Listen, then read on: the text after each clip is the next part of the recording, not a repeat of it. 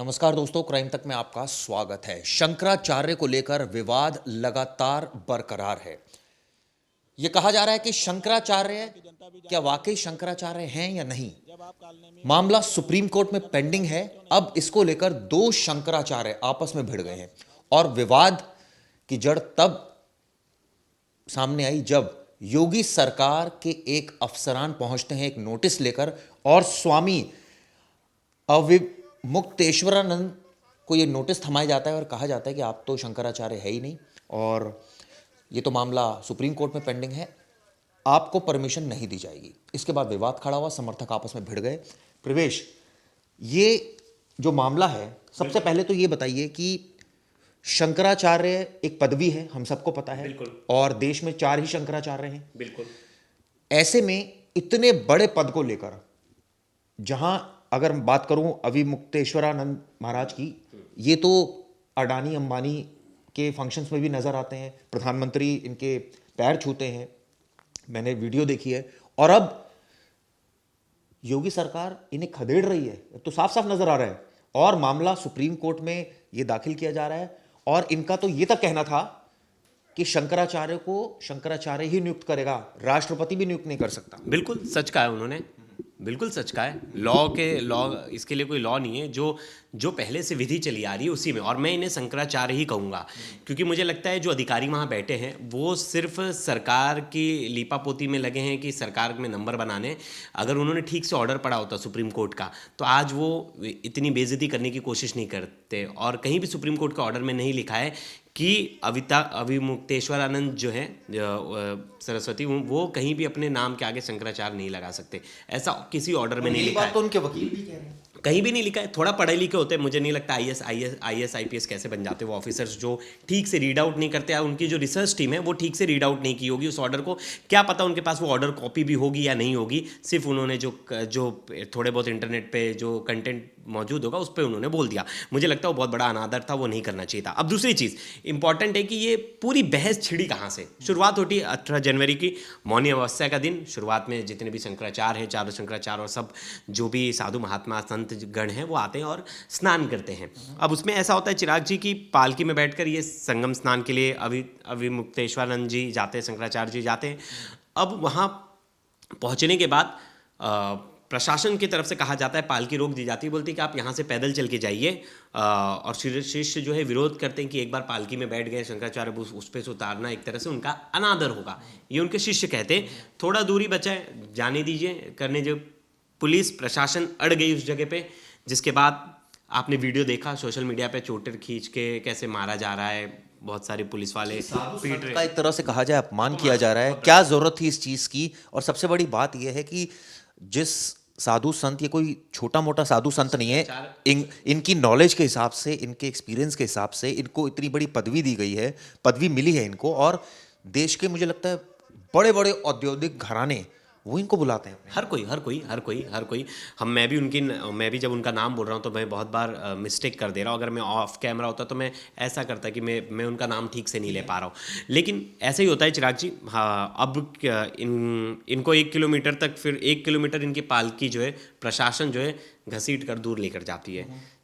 और वो जो छत्र था वो टूट जाता है। इसके बाद विवाद बढ़ जाता है। अब शंकराचार्य कहते हैं कि मैं स्नान नहीं करूँगा, और मैं स्नान अब नहीं कर पाया। मेरी मतलब एक तरह से उनका अनादर हुआ और वो धरने पर बैठ गए। अब उन्होंने धरना शुरू कर दिया। अब जहाँ 1 किलोमीटर दूर ले जाकर उनको रोका गया था, उसी जगह पे उन्होंने धरना शुरू कर दिया। अब पालकी पे बने जो सिंहासन था उसी पर बैठ के वो धरना शुरू कर दिया। अब तारीख आती है 19 से 20। अब मेला प्रशासन उनकी मांग भी थी ना, वो धरने पे बैठे थे तो उनकी मांग थी कि सम्मानजनक प्रोटोकॉल और प्रशासन की माफ़ी के बिना स्नान नहीं करूँगा। माघ मेला प्रशासन जो था वो उनसे टकरा गया उस समय पे। अब 19 से 20 जनवरी के बीच क्या हुआ, अब मेला प्रशासन जो है 48 घंटे के भीतर 2 नोटिस भेजता है। पहला नोटिस, खुद को ज्योतिषा पीठ का शंकराचार्य लिखने पर सवाल, मतलब आप कैसे लिख सकते हो शंकराचार्य।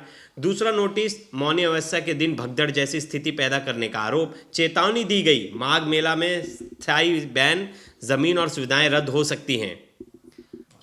मतलब और इसके बाद जब ये पूरा टसल चल रहा था तो प्रवेश अच्छी रिसर्च लेकर आए हैं। इसके बाद इन्होंने पहले नोटिस का जवाब 8 पेजेस में दिया, दूसरे नोटिस का जवाब 3 पेजेस में दिया। आरोपों को इन्होंने गलत बताया, सरकार के दुर्भावनापूर्ण बताया और सोचिए असंवैधानिक करार दिया। एक साधु संत की इतनी, मुझे लगता है कि अपमान नहीं करना चाहिए था और इतनी बड़ी कोई चीज़ नहीं थी। इस पर डिप्टी सीएम केशव मौर्य ने ये बोला शंकराचार्य स्नान कर विवाद समाप्त करें। लेकिन आप सोचिए, उन्होंने वो भी बोला था। बाबा रामदेव ने संयम और विवाद खत्म करने की अपील की। संत समाज 2 धड़ों में बटा नजर आया, लेकिन ये नहीं माने क्योंकि इज्जत की बात थी।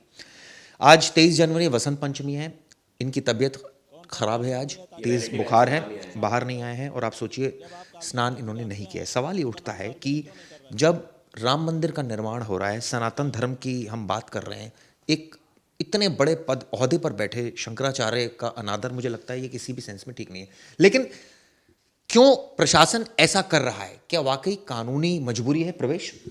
मुद्दे पर बिल्कुल बिल्कुल। अब देखिए वो जो सतुआ बाबा हैं जो वायरल हैं आए दिन, वो तो जाते लाव लश्कर लेके लोगों को हटाया जाता है, पुलिस वाले सीटी बना रहे, उनके लोग जो हैं कर्तव्य दिखाते हुए जा रहे, अच्छा खासा स्पेस ले ले, तब प्रशासन को कोई वो नज़र नहीं आ रहा है, तब नज़र नहीं आ रहा है। उनका कितना बड़ा रथ था, जितनी बड़ी जगह वो लेके चल रहे थे सतुआ बाबा, उतनी बड़ी जगह तो वो भी लेके चल रहे थे। अब आपने आधा दूर आने दे दिया, मुझे लगता है अब विवाद खड़ा ना हो। आप 1 किलोमीटर भी नहीं, थोड़ी सी 1 किलोमीटर का बचा था फासला, आप जल्दी जल्दी ले जाते और बोलते सर आप स्नान कर लीजिए, स्नान के बाद आप रथ से वापस मत जाइएगा या आप रथ को साइड कर लीजिएगा, किसी और लोगों को प्रॉब्लम ना हो। संत समाज वैसे भी हमेशा नहीं अड़ जाता चिराग जी, छोटी मोटी चीज़ों पे नहीं अड़ जाता, जब तक आप उसका बहुत ज़्यादा अनादर ना करो। ऐसा नहीं था पहले से क्या कोई नोटिस दिया गया था कि आप रथ पे आना ही नहीं है आपको? हमेशा हमने देखा है बहुत सारे, जब कुंभ भी लगता है, महाकुंभ, महाकुंभ, बड़े बड़े साधु संत आ रहे हैं, ये तो इंटेलिजेंस होता है। बिल्कुल बिल्कुल, आपको प्रोटोकॉल दिया गया, आपको ऑफिसर उनके साथ है। महाकुंभ में भी आ रहे थे तो बहुत सारे लोग रथ पे आ रहे थे, या तो पहले ही आप माघ मेला शुरू होने से पहले ही एक नोटिफिकेशन जारी कर देते थे, किसी को रथ पे नहीं आना है, किसी को कोई नहीं लेके आना है। हर जो बाबा है इसमें प्रवेश सरकार की दृष्टि से भी सोचना चाहिए।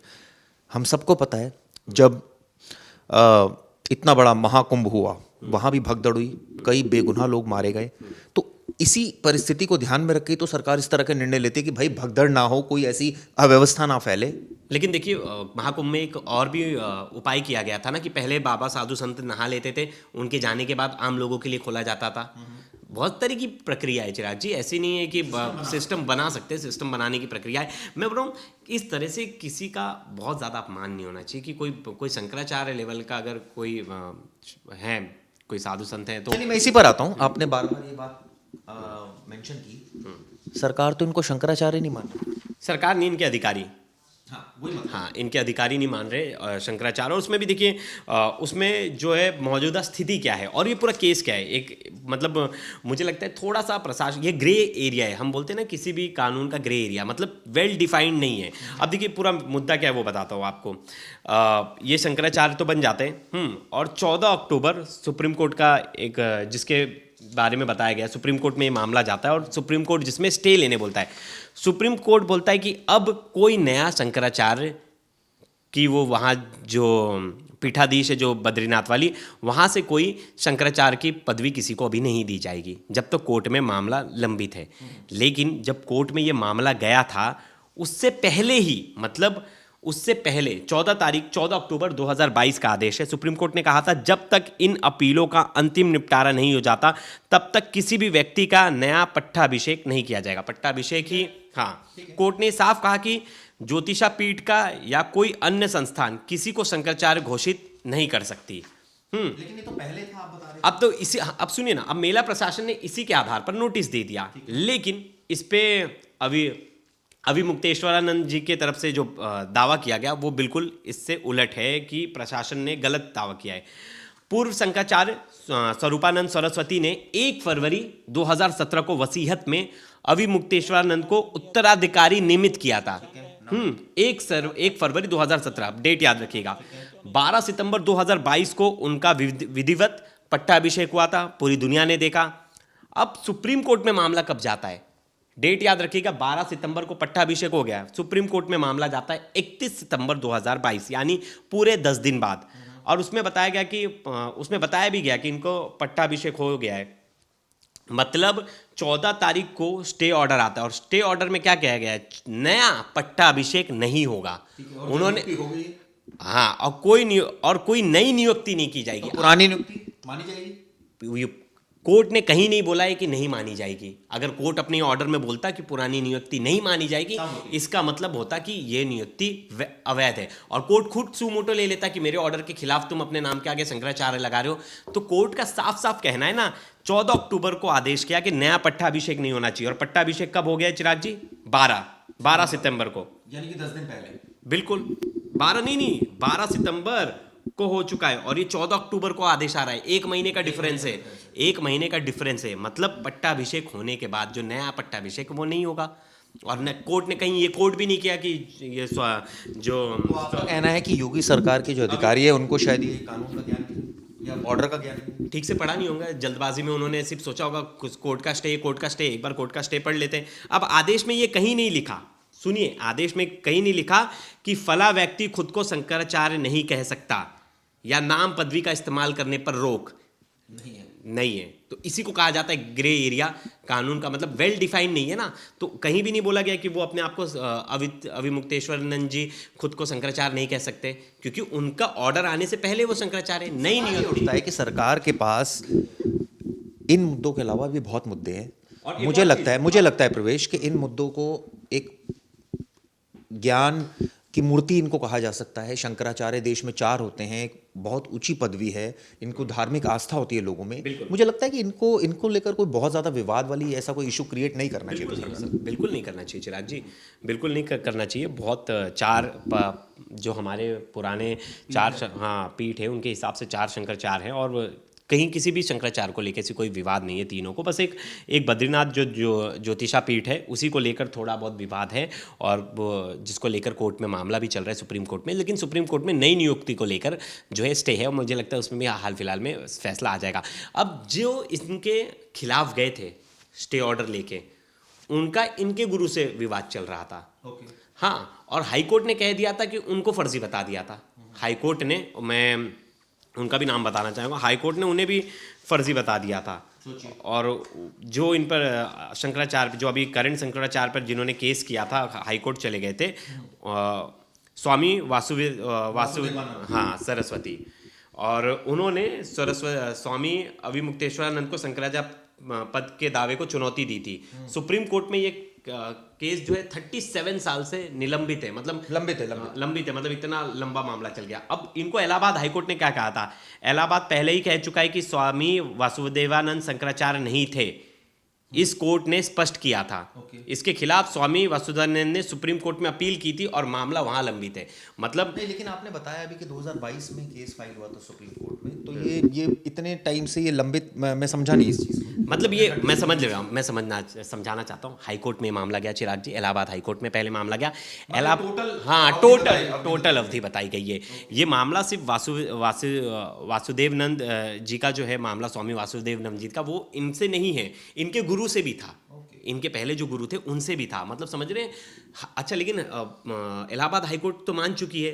अब मुझे बताइए इस पद का अहमियत क्या है? अगर इस पद को देखा जाए, एक आम लेमैन इस पद को समझे कि शंकराचार्य होते कौन है, ये देश में क्या इनका योगदान होता है, ये इनके होने से जो धर्म का प्रचार प्रसार है क्या वाकई वो बहुत बढ़ता है?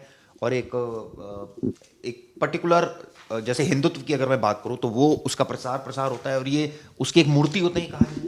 देखिए, आप एक चीज़ से समझिए, मतलब शंकराचार्य होते कौन है? मतलब बताया जाता है कि ये जो मानव रूपी कलयुग है, जो इसमें है, धरती है, इस पे शंकर के जो रूप हैं ये चारों लोग हैं। मतलब तो एकदम ये इनको गॉड डिफाइन किया गया है कि ये धरती पर जो भगवान है वो स्वयं ये शंकराचार्य हैं, जो शंकर के रूप हैं। तो उस तरह से इन्हें पदवी दी गई है और हिंदू धर्म में इनका बहुत बड़ा रोल है। मतलब बताते हिंदुत्व और हिंदुइज्म में बड़ा इनको स्थान दिया गया है। तो उस तरह से इसको लेकर कभी बाकी जितने भी हैं, और ये बताते हैं कि 8वीं सदी से ये परंपरा स्थापित है, चारों मठों में ये प्रमुख होते हैं। और मैं आपको बता दूं, बाकी 3 मठ के लोग भी इन्हें शंकराचार्य मानते हैं। हाँ बिल्कुल, बाकी 3 मठ के और लोग। इनका जो चयन होता है वो ये खुद ही करते हैं चयन। जो देखिए, इनका चयन की प्रक्रिया क्या है कि समझिए, अभी जो भी शंकराचार्य होंगे वो एक अपना नियुक्त कर देंगे उत्तराधिकारी, फिर वो सब चीज़ें पालन अभी से ही शुरू कर देगा। और कभी जिन्होंने इनके खिलाफ अपील गए थे, इलाहाबाद हाईकोर्ट ने तो रिजेक्ट किया था जो अपील में गए थे, वो कब हाईकोर्ट ने बोला था कि ये कभी उनके शिष्य रह ही नहीं चुके हैं। मतलब जो उनका नाम बता रहा हूँ, हाँ, वासुदेव को बोला गया है कि वो कभी जो शंकराचार्य जो पहले थे, अभिमुक्तेश्वरानंद के जो पहले शंकराचार्य थे, मैं उनका नाम भूल रहा हूँ, वो कभी उनके वो शिष्य नहीं रह चुके थे। इसलिए इलाहाबाद हाईकोर्ट ने पहले ही उन्हें शंकराचार्य नहीं माना था, उसी को वो चैलेंज करने सुप्रीम कोर्ट चले गए। चलिए अब देखते हैं सुप्रीम कोर्ट इस पर क्या निर्णय देता है। मुझे लगता है कि प्रवेश ने बड़े अच्छे तरीके से इस चीज़ को समझाया कि शंकराचार्य पद का क्या महत्व होता है। सरकार को चाहिए कि वो इतने बड़े जो धर्म के अनुयायी हैं इनको परेशान ना करे, लेकिन हो सकता है कि सरकार की अपनी कुछ मजबूरियां हों, शायद इस वजह से, क्योंकि भगदड़ हुई थी, इन बातों को ध्यान में रख के सरकार ने ऑर्डर के पर्सपेक्टिव से देखें, अगर हम लीगल तरीके से बात करें, लॉ एंड ऑर्डर के पर्सपेक्टिव से, अगर कुछ चीज़ें लॉ एंड ऑर्डर स्थिति वहाँ ख़राब हो सकती है और प्रशासन को ये पता है, तो प्रशासन वहाँ 10,000 से ज़्यादा पुलिस बल और इतने ज़्यादा तैनात है। हम भी बहुत अच्छी तरह यूपी सरकार ने इसको बहुत सारे स्ट्रिक्ट गाइडलाइंस जो है वो निर्धारित कर देने चाहिए थे कि ये प्रोटोकॉल के, और वो सब जो भी बाबा आने वाले सबको ये सब प्रोटोकॉल लिस्ट है, आप इनका अनुपालन कीजिए, ये हर किसी को दिया जा रहा है। इससे लोगों की सेफ्टी के लिए हम ये चीज़ें कर रहे हैं। बिल्कुल ठीक कहा प्रवेश ने। आप लोग दोस्तों इस पर क्या सोचते हो, आप लोग का क्या व्यू पॉइंट है? आप लोग भी, हमारे जो रीडर्स हैं वो बहुत पढ़ते हैं, कुछ नई जानकारी अगर आपके पास हो तो कमेंट बॉक्स में डालिएगा। धन्यवाद।